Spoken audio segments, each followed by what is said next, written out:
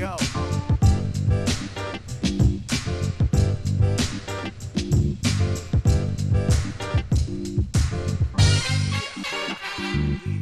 Retiring.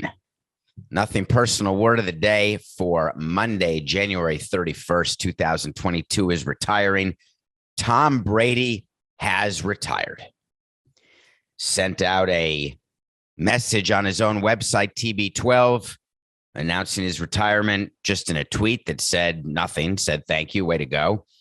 ESPN broke the news that was broken by CBS Sports HQ earlier. Tom Brady ends with a career 7 rings, the GOAT, the number one quarterback of all time, the number one player of all time.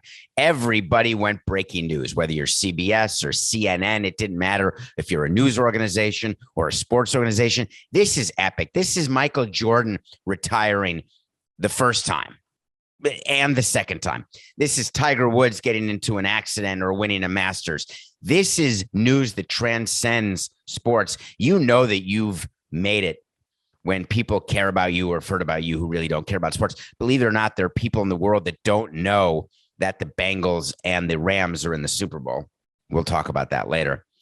But just to put it in perspective, Tom Brady chose to retire the day basically before the championship games, wanted to get it out of the way before the Super Bowl started, before the hype to the Super Bowl, wanted to give Tampa plenty of time to get ready to live without Tom Brady, wanted to let Gronk go on vacation, start eating ho-hos. I get it all. Great plan, great career. I don't think anyone's ever going to catch Tom. So I just wanted to send out my congratulations to Tom Brady on retirement, the nothing personal word of the day. And that's how I plan to start the show, because that would make sense. An ode to Sir Thomas Aquinas. And then all of a sudden, there was a little bit of question. Did he retire? Did he not retire? He definitely retired. You got Schefter making 94 Rogan dollars a year. He got it. And it was broken by 2 people after our guy broke it. But we didn't hear anything from Tom. We didn't see anything from Tom. And then Tom Brady's agent, after everybody is at DEFCON 1,000, we got to get guests. We got to be live in 2 minutes. Let's be first. We got to talk about his career. Let's get out the highlight package. Show it. Let's show all 7 rings. And then his agent comes out and says, well, wait a minute. That's not the case. When Tom has something to say, he'll say it. And then do you know what was going on in the newsrooms? Absolute panic, despondency. And I ask every editor, every reporter, every producer out there, did you think for 1 minute that Tom Brady was going to retire with a leak to Adam Schefter? No chance. Toilet pants. Tom Brady's going to retire with a letter that will be crafted by PR people, will be approved by Giselle, and will talk about and thank the various people in his career. He'll appreciate the Patriots, the Buccaneers. He'll talk about what he'll miss, the importance of being with family, and how life is short and passing quickly, and he wants the right to drive his kids to school and eat a quarter pounder with cheese.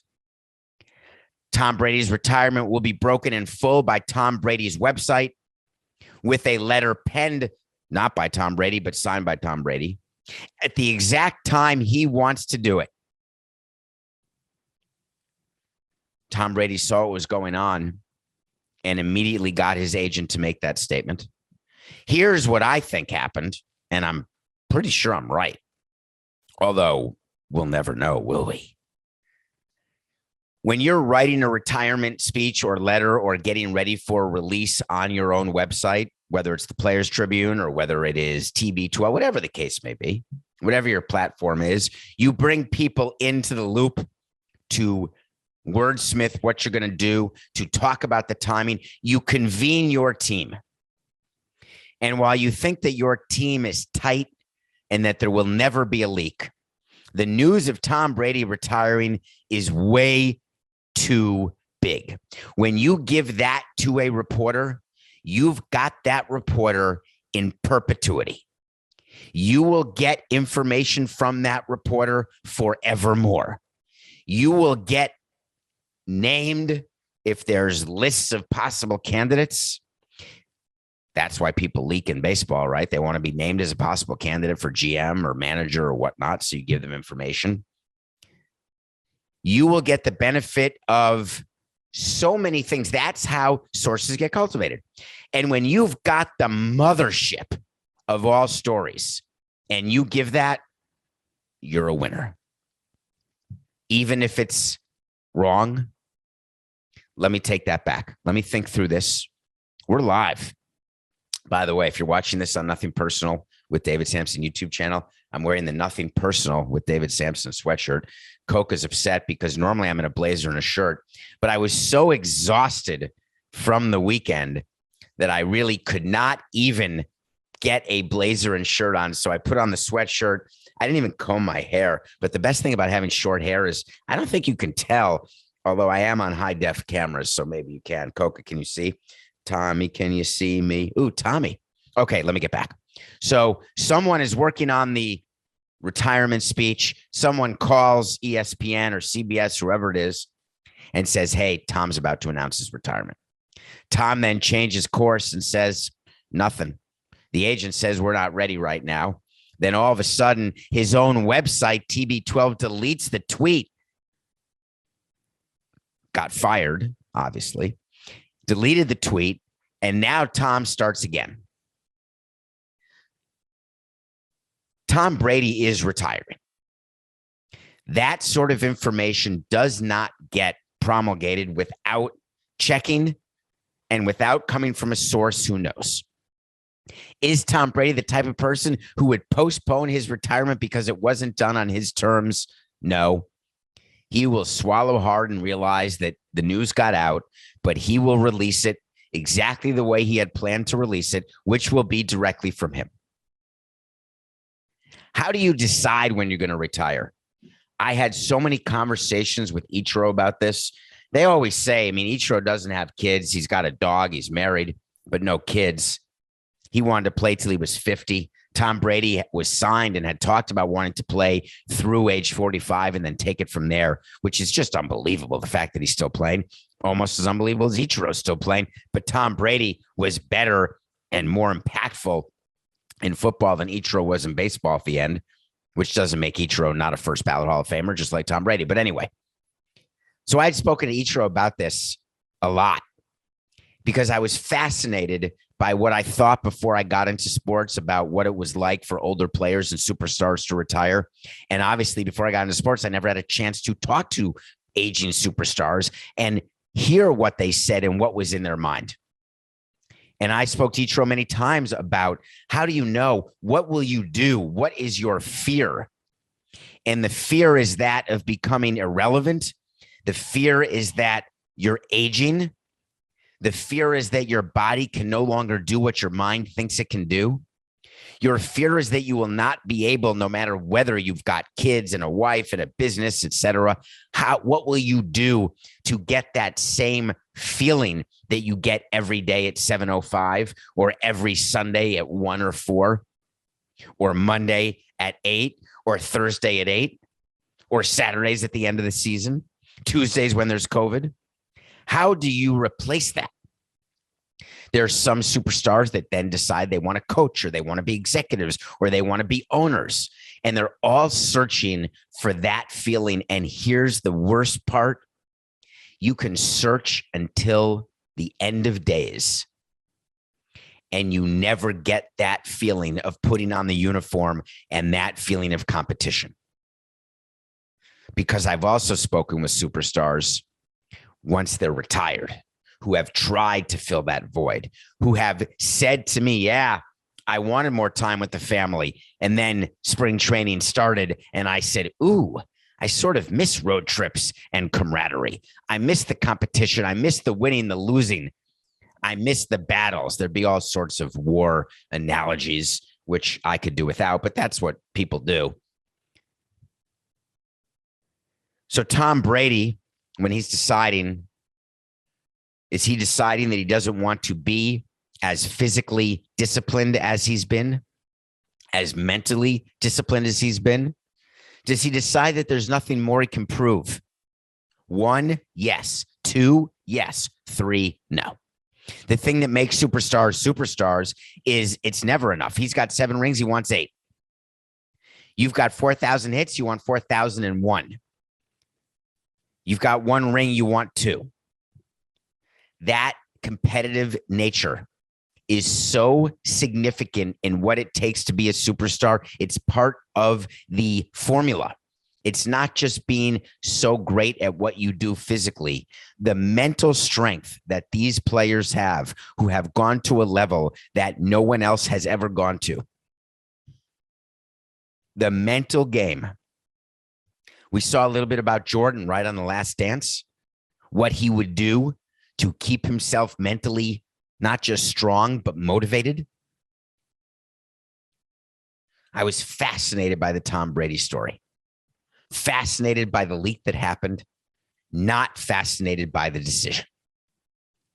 The reason I wasn't fascinated by the decision is that when Tom Brady walked off the field losing in the playoff game, he had the look. I've seen that look before. It's the last look. It's the knowledge that you're not going to put the uniform on. Every player says, I'm going to wait till the end of the season. I love when they do that. They all say that. I'm going to spend time with my family. I'm going to have discussions. I'm going to see what Giselle wants. I'm going to see what my kids want. I'm going to see how my body feels. That is player horse hockey. Players go into the end of a season, their last game, aging superstars, and they know exactly what they're going to do. They're going to tell you publicly, oh, I took a vacation. Sean Payton did it this season. Oh, I took a 2-week vacation, and that's when I decided to walk away from the New Orleans Saints. GMAB. You may have taken that time because you wanted it to appear as though you were getting counsel from others. You were waiting for a sign from manna from heaven, something to come down and say, oh, I got to retire. When Tom Brady walked off that field, his decision was already made. Rest assured, Tom Brady is retiring, but it will be done in a completely different way than a tweet from an NFL source. Well, I watched Championship Sunday, and it was a long day. I started my day watching Nadal win the Australian Open, and that started at 3:30 a.m. I ended the day with the Los Angeles Rams making it to the Super Bowl on a field goal and a last-second interception. We've got a fascinating Super Bowl. The Kansas City Chiefs and Patrick Mahomes are not in it. The highest paid player, remember him? The guy who signed that $300 million contract, who needed to be Super Bowl MVP, who needed to win league MVP to hit all of his bonuses, the guy who we assumed would win multiple rings. Well, he's got one. He looked in the second half so bad. But what interested me about the Chiefs-Bengals game is 2 things. One, online during the first half, when it was 21-3 at halftime, forgetting the fact that it should have been 24-3, and the Chiefs just got cocky and ridiculous with clock management. But doesn't matter if you didn't watch the game, because many of you who listen to Nothing Personal don't really care much about the actual games, and I'm with you. All I know is that the consensus was the Bengals don't belong on the same field as the Chiefs. This is a blowout. Finally, after 4 good games last week, we've got an old-fashioned blowout. Here's Patrick Mahomes. And then all of a sudden, it's 21-10. Then it was tied. And then the Bengals won. Joe Burrow, the number 1 pick in his second year, is going to the Super Bowl. The Cincinnati Bengals, who were 2-14 as recently as when, Coca? It's Monday. Is it 2 years ago or 3 years ago? I can't remember, because they were 2-14, and I think the Niners and the Rams were 2-14. I just don't remember when, but it's all very recent. And all I kept thinking about, 2019, that's insane. All I kept thinking about is all the years when we lost games with the Marlins, whether it was 90 games or 95 games. How quickly could we make the playoffs? What needs to happen? And we would keep a list of things. Well, this player's got to hit 20 points higher, and we've got to get 40 more home runs from the corner outfield positions, and we're going to need 60 more innings from our pitchers, and we're going to need 3 more starting pitchers. Like, we came up with all these things. And then when war happened, we said, oh, we need 7 more wins. This guy's 2.1 more wins. We can make this trade, blah, blah, blah. All these analytics guys say they do it all by computer. But believe me, GMs are counting what they think wins will be. They're looking at the division, keeping track, etc. The dream is to do what the Astros did without the garbage cans, what the Cubs did. Try to have a dynasty, but win 1 World Series. In football, you want to be able to turn it around, and it's easier in football because when you've got a high draft pick, that draft pick helps you immediately. When you're the number 1 pick, it's why tanking in baseball and this whole lockout is a nightmare, because owners understand that tanking is not the end all be all, because you've got 3 to 5 years until that number 1 pick can be helpful, maybe 2 in a dream world, but unlikely. And then you've got to get through another bunch of years before that young player hits his prime, since it's very rare to have a Juan Soto or a Tatis or a young player who is performing at the level they're performing at. But in football, when you've got the number 1 pick and you've got an altering pick, a franchise-altering quarterback, when you tank for Tua, you expect that you've got a chance to compete for a Super Bowl. So then the question is, you better tank for the right guy. So the Cincinnati Bengals take Joe Burrow, and he is a quarterback that he played fine, but they built a team around him, and they got to win, and they're going to the Super Bowl. All I know is that Andy Reid walked off the field, Patrick Mahomes walked off the field, and Patrick Mahomes did something that I loved. He sent a tweet saying, "We'll be back. Congratulations to the Bengals. We're still great, but we didn't play great, and they deserved it." And he took it like a man, took it on the chin.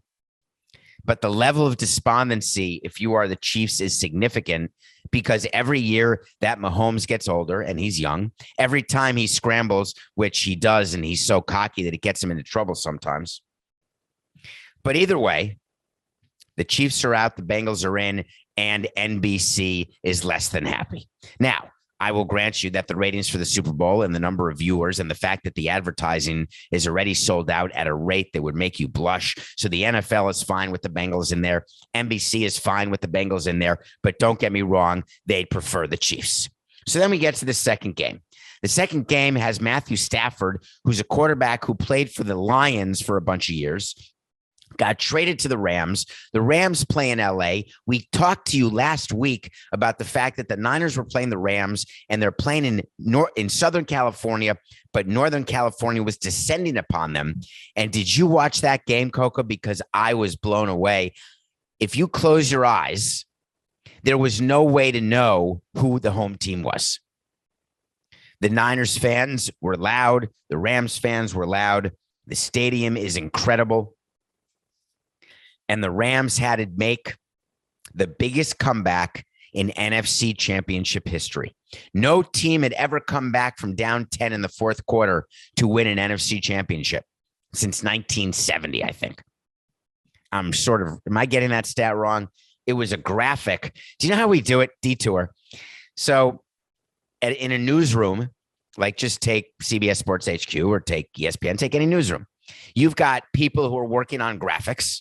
And what graphics are when announcers are talking or sideline reporters are talking or pregame hosts are talking, and then you don't see their face. You see on the screen something that's a stat or a fact. Or when you do see their face, there's something called a bottom graphic, or it's like on the crawl. It's like a crawl where you have a little stat that says no team since 19 blank has done blank. Only 2 teams have come back with blank. And during the course of a game, you've got all sorts of producers and graphics people and fact checkers, and they're all coming up with all these interesting stats that are monitoring Twitter to see if someone else comes up with it first, by the way. But they're thinking about different things. All right, it's 17-7. This would then be the largest fourth quarter deficit to ever be overcome in conference championship history. So we got to put that on the screen. So they put it on the screen to start the fourth quarter. And all of a sudden, the Rams cut it to 7. Then they tie it. Then they score a field goal to take the lead. Then they intercept Jimmy G in order to win the game. Yes, for those of you who listen to Nothing Personal, I completely did not want to butcher his name, but here I go. Jimmy Garoppolo. Yeah.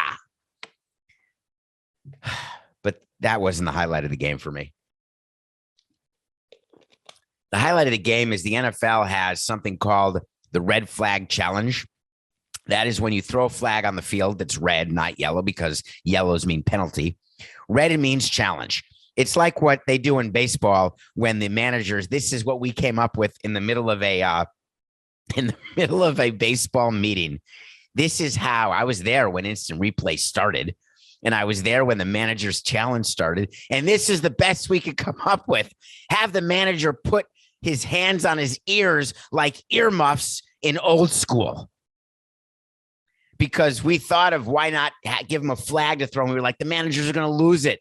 They're not going to. And where are they going to throw it? Like out of the dugout? How are the umpires going to see it? So the managers have to yell with their whistle. To be a manager or a coach, you have to have this amazing ability to whistle. I was thinking about Phil Jackson's whistle when he coached the Bulls and the Lakers. It's unreal. Pat Riley had a whistle like that, where he could get anyone's attention during any game, no matter the crowd noise, with that amazing whistle. But on a baseball field, managers generally are not good whistlers.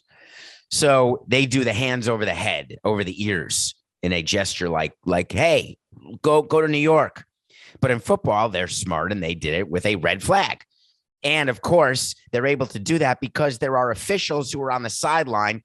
So the coach can go to the official on the sideline and say, here's my red flag. I'm about to throw it. In baseball, there's no umpires outside the lines. Wrong. There is one umpire outside the lines. As a matter of fact, some of them stand outside the lines from time to time, but the home plate is officially outside the line. But in any case, the umpires are not near the dugouts. So Sean McVay throws his red flag twice. And the rule is, in baseball, when you lose a challenge, you lose a timeout. No, you don't. There are no timeouts in baseball. What happens when you challenge a play and you get it wrong? You lose a challenge. If you challenge a play and you get it right, you get another challenge.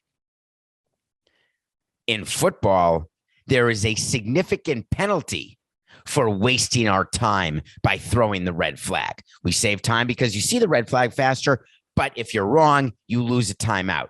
In football, you get 3 timeouts. There is no greater asset in a game than timeouts in a football game.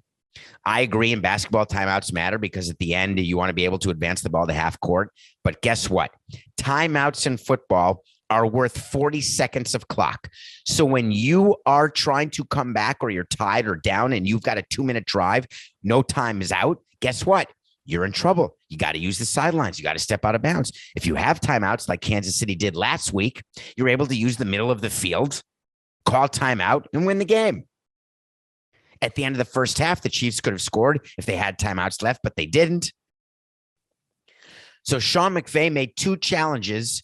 He lost both. They were so wrong that if I'm the owner of the Rams or the GM, I'm wondering what are we doing here? Calling timeouts to save 5 yards on a delay of game, calling timeouts to challenge plays that you have no chance of winning. I found it to be an absolute mistake, and it didn't cost the Rams, and normally it does. So now we wait 2 weeks. You're going to read more stories about Aaron Donald, Matthew Stafford, Sean McVay, Joe Burrow, Ickey Woods, Ken Anderson. All right. When we come back, someone asked me to do a top 5 Blizzard movies because we had a blizzard here that was staggering. I want to tell you how we got out of it. We'll do a top 5, and then I got to go through something that's going on in Miami because you're going to like it. We'll be right back. Welcome back to Nothing Personal. It's David Samson. Thank you for rating and reviewing and following on all podcast platforms. As far as I'm concerned, we will not ever be taken off Spotify because we're not spreading disinformation, Coca. Okay. Someone got to me on Twitter at David P. Samson, and I appreciated that, and asked me for the top 5 Blizzard movies. This weekend, we had a blizzard where I am. There was about 25 inches of snow with drifts up to 4 feet. I tried to get it in a video, but it was impossible. But there were no doors that I could open because there was so much snow piled up that if you open the door, like the snow would just fall on top of you. And all of a sudden inside your place would be 3 feet of snow. So someone came and took care of it with a snowblower and shovels, and I appreciated that. But the snow was, I've never seen a snowstorm like that. I only wish that I were able to ski, which I am. I wish I were near a ski resort because it was amazing snow. So someone came to me on Twitter and said, what are your top 5 Blizzard movies? I watched a movie every day. I still watch a movie every day. I'm rewatching a TV series now, re-binging. And once I'm done with it, which should be by tomorrow or the next day, I want to talk about the concept of rewatching a series you've already watched. That is a fascinating thing in my head right now. But anyway, top 5 Blizzard movies. Thanks for the question at David P. Samson on Twitter. Number 5, The Ice Storm. If you haven't seen it, it's a tough one. It's not a comedy. It is it's called The Ice Storm. I had to put it in the list because it is so critical to the movie, the sort of weather. It is a tough movie to watch, but the list gets better. Not that that's a bad choice because it's a great movie. Number 4, Dennis Quaid, Jake Gyllenhaal, Emma somebody, Coca, Emma Rossum. I can't remember. Emmy, doesn't matter. It's called The Day After Tomorrow. Day After Tomorrow is a movie about basically the world freezing over. It's the anti-climate change movie, although it's not global warming. It is climate change. And if you go outside and you're not covered, all of a sudden you freeze up like Schwarzenegger in Total Recall on Mars. It's a whole thing. It was like a bomb cyclone times 3. And we had a bomb cyclone here in the Northeast. But either way, Day After Tomorrow, if you haven't seen it, check it out. And it may be old enough that some of you young listeners have not seen it, but it's really good. Number 3, Blizzard movie. Didn't make maybe it did. I did a top 5 Coen Brothers recently. Was it on Nothing Personal, Coca? Or was it on Levitard? I cannot remember. But top 5 Blizzard movies, Fargo comes in at number 3. Fargo takes place in Fargo, and the snow and the weather is a big part of that movie. Fargo, number 3. Number 2, I know you're with me. Groundhog Day. The whole thing about Groundhog Day is that every day the blizzard happens and stops him from leaving, but then he wakes up and there's no snow on the ground. And when he goes to bed, it's a blizzard and then no snow. But every time he wakes up, it's Groundhog Day. Groundhog Day.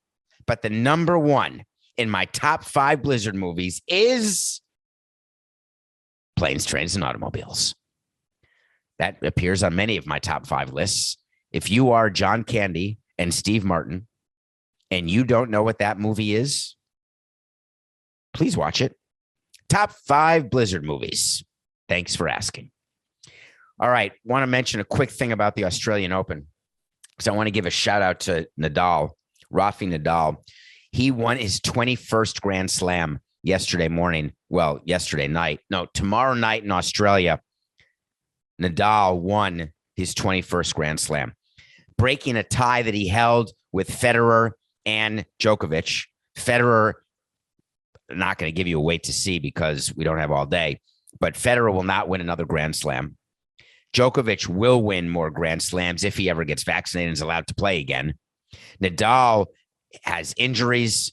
He had come back. He had surgery 2 months ago, goes to a surface where it's not his best. He hadn't won Australia since 2009. He's won 13 French Opens, and that's the next tournament.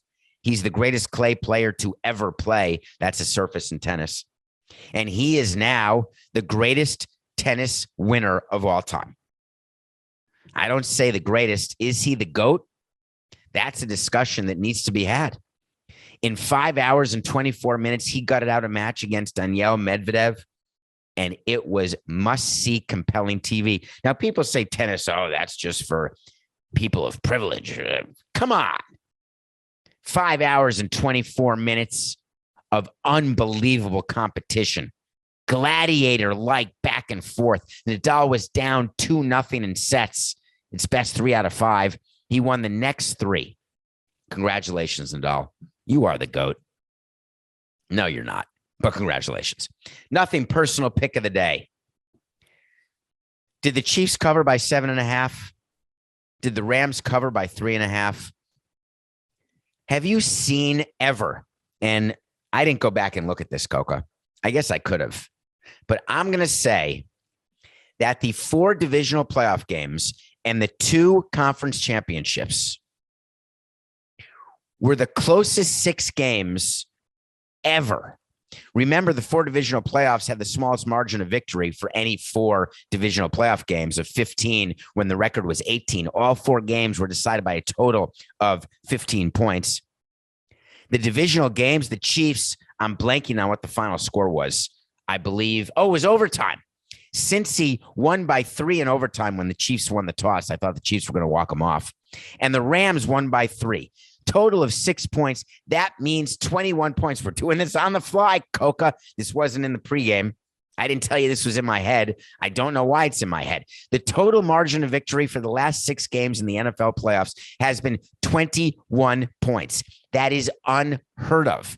The level of playoff games, the competition, the closeness, the insane tension of these playoff games. Now, it may mean the Super Bowl will end up 51-12. But if the Super Bowl is also a competitive game, Roger Goodell is going to light a cigar. He's going to go to a beach. He's going to lie in a lounge chair with his feetsies in the sand, and he's going to pound his chest saying, I am the greatest. Not you, Ali. It's me. So we lost 2 out of 3. We did win the Bucks over the Knicks. We had the Bucks -9 on Friday. The Bucks crushed the Knicks. We're 26 picks into 2022, and we are right back where we started from. We are 13-13. But the NBA is playing today.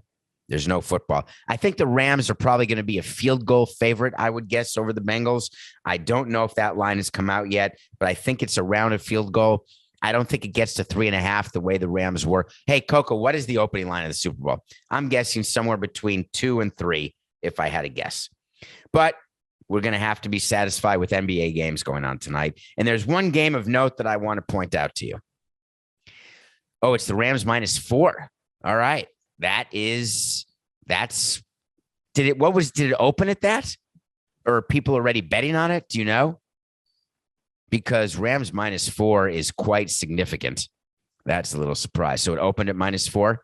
Wow. I'm not telling you which way we're going because we're not picking it yet, but that seems a little heavy given how close games have been. But God, the Rams look good. But we got an NBA tonight. Joel Embiid is now one of the favorites for MVP. He's playing against the Grizzlies, who have been one of my favorite teams to watch. The Sixers are doing this because Embiid is so good. They've got an overpaid player named Tobias Harris. They don't have a big 3 because Ben Simmons, who really shouldn't be part of a big 3 because he's not good enough to be part of a big 3, he is not playing. So the Grizzlies, in theory, should have a chance in Philadelphia. But there's something about the Sixers with Embiid that they just win. And they're only giving a field goal. We're taking Sixers -3 over the Grizzlies. All right. The next thing we're going to talk about is the Miami Dolphins and Jim Harbaugh. Did you hear the news? I can't remember when we did it, Coca, but very recently we had a segment about Jim Harbaugh and the fact that Steve Ross, who's the owner of the Dolphins and the biggest booster ever at the University of Michigan, where Jim Harbaugh is the coach. And he likes Michigan better than the Dolphins, I promise you. And that's not an insult, right? You just love your college. There's something about your college.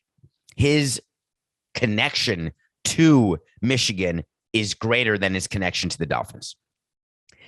You're going to think I'm crazy, but I'm right.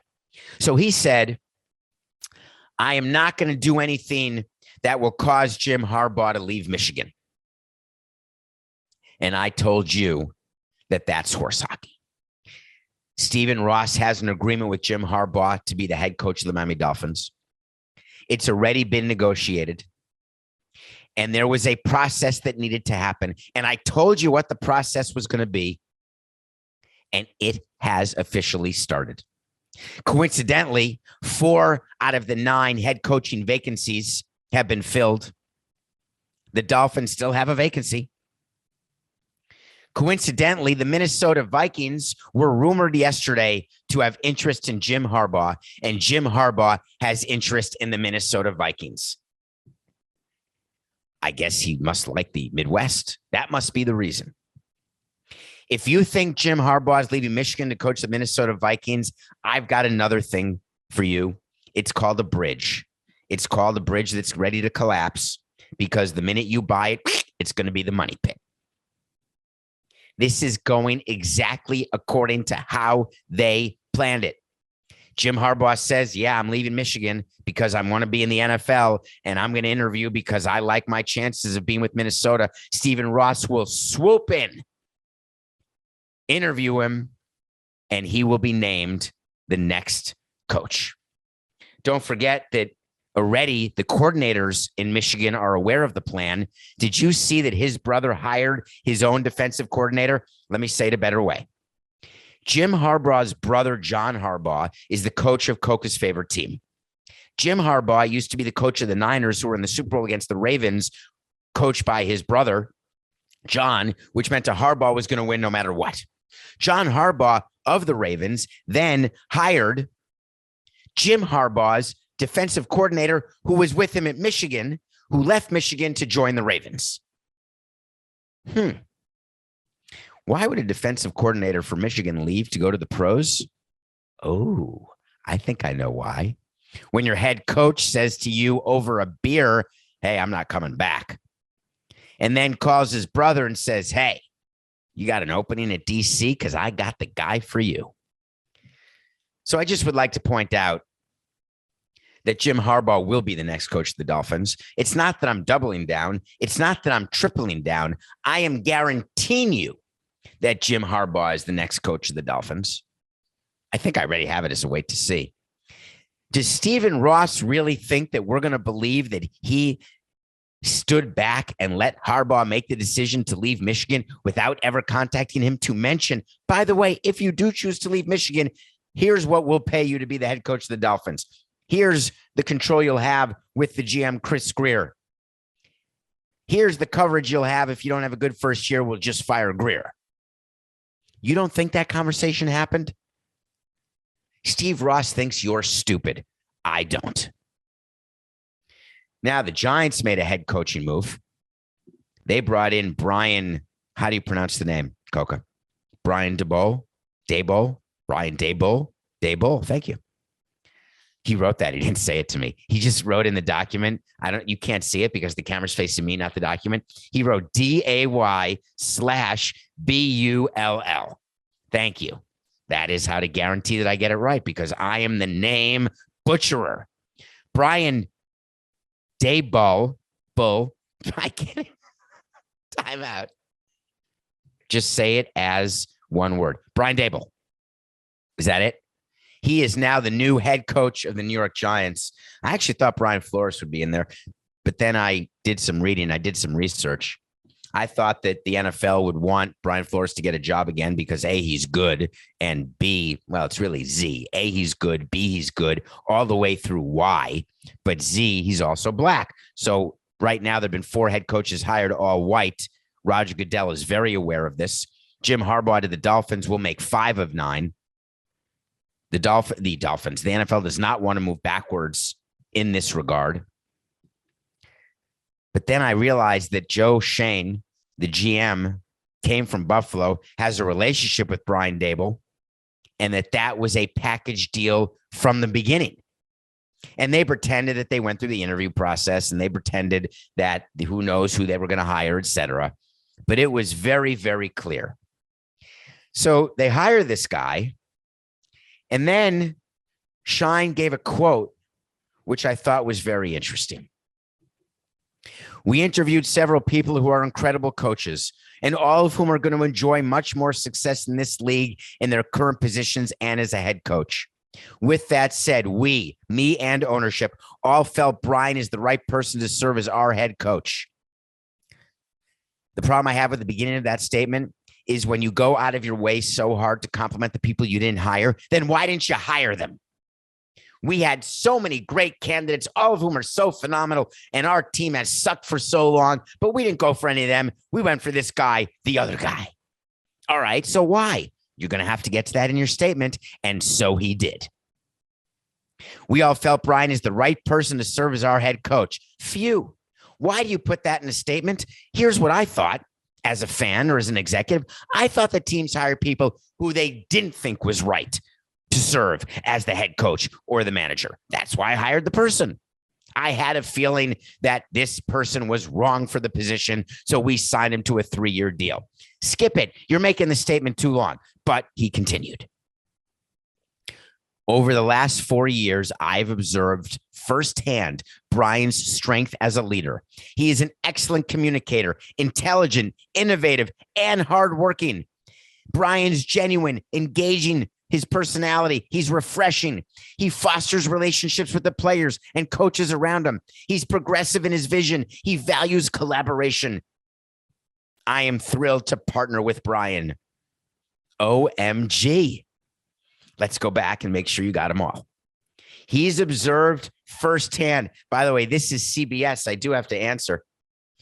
Hey, Port, I'm literally doing Nothing Personal live right now. You're on the show, but may I call you when we're done recording? Of course. Okay. Bye, Port. That is the person who gave me my start. Maybe he was going to give me my end. Is that possible, Coca? Should we stop taping and see what he wanted? I had to answer for him. Okay.